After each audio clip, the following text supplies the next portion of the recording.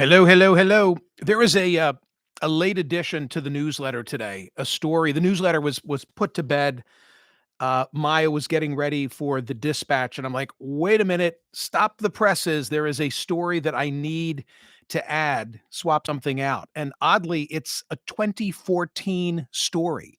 So it's more than a decade old, and I can't wait to tell you what that story is about. It pertains to Elon Musk and today's poll question at Smerconish.com. First, though, thank you to my friends at Play Gun Lake. Michiganders, by now you know that the Play Gun Lake online casino app is the app that I recommend. Join me today, download the app, and play all your favorite casino games for real money. The Play Gun Lake online casino app has a great offer, a $1,000 casino bonus back if you're down in the first 24 hours. That's got to be wagered. Hot online slots plus blackjack, craps, roulette, all right on your phone. When you play Gun Lake, you play for the love of the game. Winning is always a rush, but the money is in the moment. It's the anticipation of a face card, the thrill of an extra spin, the pure joy of a jackpot. It's all your favorite games right at your fingertips, wherever you might be in the great state of Michigan, plus a $1,000 casino bonus back if you're down in the first 24 hours. PlayGunLake.com. They've got terms and conditions. The casino bonus has to be wagered. Play for the glory, play for the money, Play Gun Lake Casino. Got to be 21 and in Michigan. Gambling problem, call 1-800-GAMBLER. So the poll question today at Smerconish.com asks the following. If Elon Musk uncovers substantial waste, fraud, and abuse, will skepticism about his motives overshadow his findings? I know it's a mouthful, and I put a lot of thought into it. I wanted there to be a Musk DOGE related question, but the reason that's the question is if I simply asked whether people approve of his efforts, I thought it would be like a 95 to 5er. That he's become so much a lightning rod, and for so many who vote at my website on a day-to-day basis, they would see him as just another means of casting a ballot against Donald Trump. And I wanted to make you think about this. I think so many are suiting up in their jerseys, for and against Musk and his efforts without regard for the sum and substance of what's really going on here. I mean, if he finds things that need to be changed, has he become so toxic in the minds of some that it won't even matter?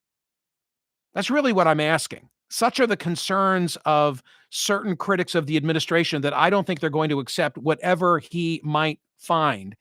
And something that he said in that incredible press conference yesterday, incredible just because of how unusual it was. You had Trump at the Resolute desk. You had Elon Musk standing next to him in a sort of a black jacket and T-shirt underneath and his black Make America Great Again cap. His son X at his feet or on his shoulders, depending at what time of that 30-minute presser you were watching. And I have to say, what I liked is that he and Trump sat there for 30 minutes and fielded questions. I thought there were a lot of obvious questions that should have been asked. If I had been in the Oval Office, I would have pursued a line of questioning with Elon Musk of who are these people? How did you find them? To whom do they report? These 20-something techies from Silicon Valley who are supposedly sleeping on the floor of the old executive office building. I want to know about the people you are relying on and how were they selected. There was none of that in the 30-minute presser, but there was a lot of good information exchanged. And Musk told stories about some of his findings so far. So too did Trump. Trump speaking of the the billions that they've uncovered so far without offering any backup. I want to see the backup. I want to see the data. Tell us what you're finding. Musk said that they're being transparent. I don't think that they are being transparent.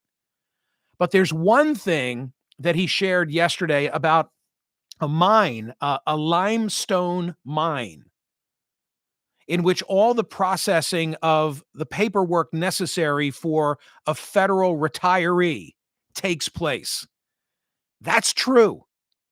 And it's a wild story. And this is why I reached out for Maya, the editor of the newsletter, in the 11th hour and said, hold the presses before you dispatch today's newsletter. Even though this is a 2014 story, you got to put it in. I want to share with you some of what I'm talking about. It's just an incredible story. The dateline is Boyers, PA, and it begins this way. David Farrenholt. If trucks full of paperwork come every day, turning off a country road north of Pittsburgh and descending through a gateway into the earth, the trucks, pardon me, not if trucks, the trucks. Underground, they stop at a metal door decorated with an American flag. Behind the door, a room opens up as big as a supermarket full of 5-drawer file cabinets and people in business casual. About 230 feet below the surface, there is easy listening music playing at somebody's desk. This is one of the weirdest workplaces in U.S. government, both for where it is and for what it does. Here, inside the caverns of an old Pennsylvania limestone mine, there are 600 employees of the Office of Personnel Management. Their task is nothing top secret. It is to process the retirement papers of the government's own workers. But that system has a spectacular flaw. It still must be done entirely by hand and almost entirely on paper. And so this story then walks you through it's really amazing. Apparently, if you're in Boyers, PA, this is like a good job. Shitty conditions. You're not going to see the light of day, but it's like steady, reliable work. You're going to get paid. There's overtime available. And many people spend their entire professional lives in this limestone underground mine in Boyers, PA, processing federal paperwork. As I read this, I thought this is like a dated version. Anybody else thinking what I'm thinking in terms of TV shows? This is like Severance on a certain level. The old mine's tunnels have room for more than 28,000 file cabinets of paper records. This odd place is an example of how hard it is to get a time-wasting bug out of a big bureaucratic system. And further along in the story, it says that over the years, many administrations have tried to modernize it, to bring it up to the internet era, but they've been unsuccessful. The existence of a mine full of federal paperwork is not well known. Even within the federal workforce, it is often treated as an urban legend, mythic, and half-believed. That crazy cave, said Anish Chopra, who served as President Obama's chief technology officer. But the mine is real, and the process inside it belongs to a stubborn class of government problem. Old breaking points, built-in mistakes that require vital bureaucracies to waste money and busy workers to waste time. Now, if they can fix the mine and modernize it, and I can walk you through all the steps of what it takes further along. The mine continues to run at the speed, I love this verbiage by Farrenholt, at the speed of human fingers and feet. That failure imposes costs on federal retirees who have to wait months for their full benefit checks. So, they're trying to force government employees to take retirement deals so that they can shrink the size of the federal workforce. If, in fact, you take the buyout plan, like this is where all that processing needs to take place. What else did I find interesting in this story? It tells you why it's a cave at all.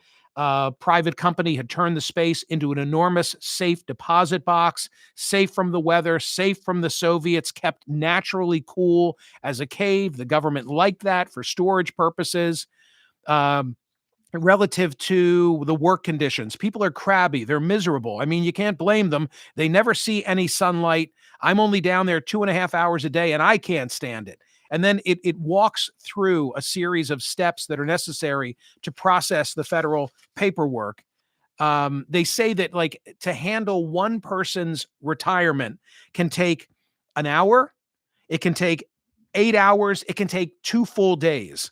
The task takes so much time in part because Congress has made the federal retirement rules extremely complex. The center's workers must verify and key in information that answers a huge range of questions. What were the retirees' 3 years of highest salary? Was the retiree a firefighter, a military veteran, a cafeteria worker at the U.S. Capitol? What about part-time service? And by the way, buried in there is the rub of one of the big conversations that we're having today. Is all of this legal? Some think that we're in a constitutional crisis because the Trump administration, they say, is exceeding the bounds of what the executive branch ought to be doing without the legislative branch. And I just referenced the fact that the process here was established by the Congress. So if Trump can fix it, if he and Musk can streamline it without congressional involvement, will people be cheering for them? Like, hey, they were finally able to close the old mine where we're processing the paperwork, doing it by hand with manila folders. Or will people say, well, you didn't do it with the Congress? Then again, the response to that, I think, is going to be, well, the Congress has had forever to do something about it and didn't. Would we be having these conversations about waste, fraud, and abuse had any other administration, any Republican, Kamala Harris, any Democrat, but for Trump and Musk? I don't think so. And that is to their credit. By the way, the process right now to process your paperwork, if you're a federal retiree, takes on average, or at least it did 11 years ago, 61 days, which is the same amount of time that it took in 1977, according to a federal audit. Yeah, that's it. So if you watch the presser, and on radio today, I'll be playing the audio of where Musk describes this and a series of other examples that tell a good story. Again, this one happens to be true, and I was able to substantiate it. When he talks about, somebody receiving a Social Security check, even though they're 150 years old, I'll bet that probably is the case. But I'd love to see. I want to see what they're talking about. I want to see all the paperwork that backs up the findings so far. And if they're finding this sort of waste, fraud, and abuse, then more power to them. On the question of whether we're in a constitutional crisis, this may be tomorrow's poll question. And Danny Savalos, who I know, believes that we are not in a constitutional crisis. Will be a guest on today's program as well. But you've got court decisions that are coming quickly, says the Washington Post, against President Trump and his administration. He can't just wipe out the U.S. Agency for International Development, USAID. He can't freeze federal grants, slash money for health research. He has to put back up public health information websites that were abruptly taken down. And you've got some individuals like Erwin Chemerinsky, who's the dean of the Berkeley Law School, and for whom I have the utmost respect, frequent guest on the program, brilliant guy, saying we're in a constitutional crisis. Quote, we're in the midst of a constitutional crisis right now. There have been so many unconstitutional and illegal actions in the first 18 days of the Trump administration. We've never seen anything like it. That is his view.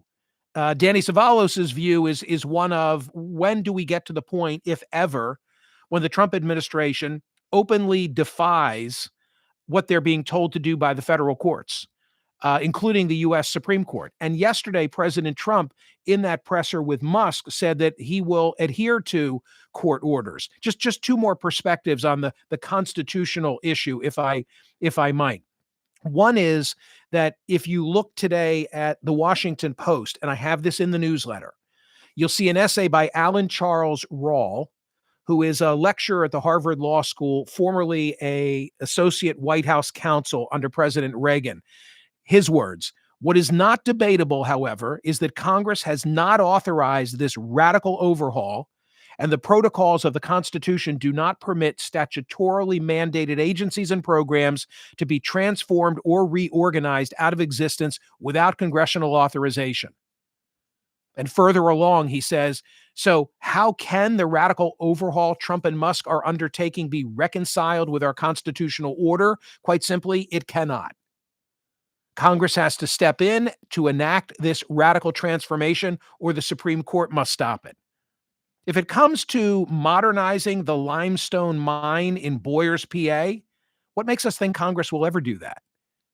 And finally, one other perspective. So I've given you I've given you Professor Rawl at Harvard.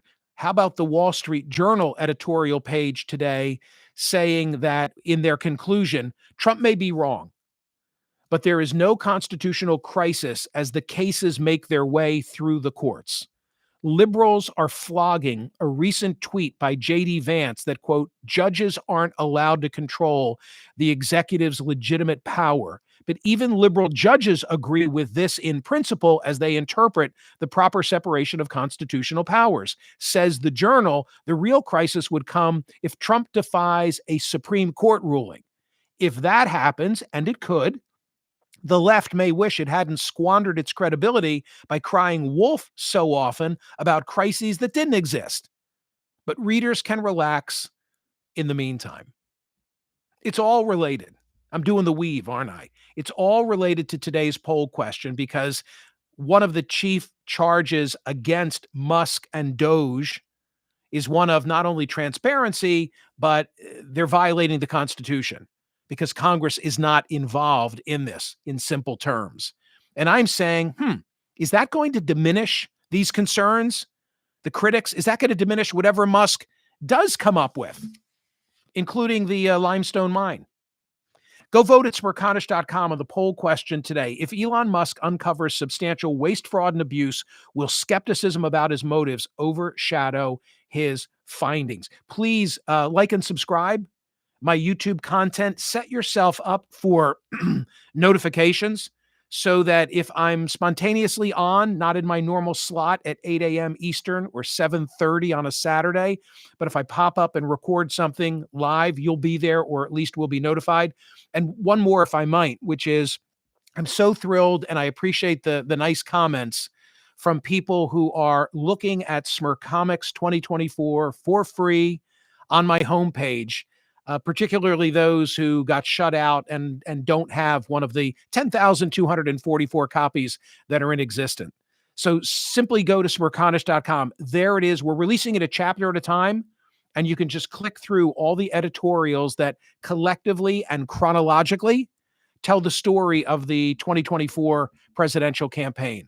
The great work of those editorial cartoonists is now available for everybody to see. I can't put it on your coffee table, but I can make it available for you, and I already have at Smerconish.com.